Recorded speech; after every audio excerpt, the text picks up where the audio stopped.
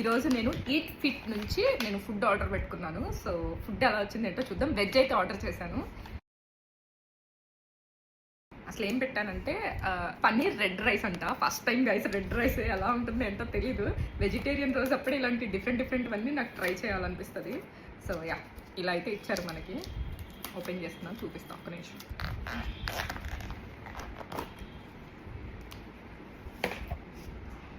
Smell అయితే క్రేజీగా వస్తుంది. మీకు కనిపిస్తుందా?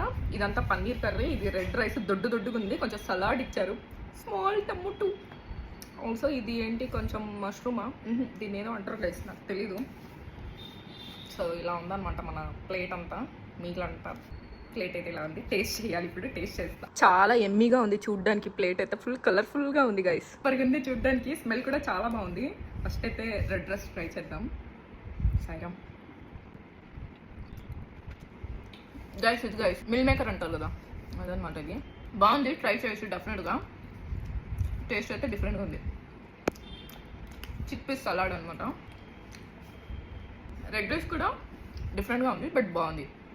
కొంచెం రైస్ అంతా లవ్గా ఉంది, కానీ చాలా బాగుంది. టేస్ట్ ఏమీ అసలు తినలేమన్నట్టు ఏం లేదు, బట్ చాలా బాగుంది.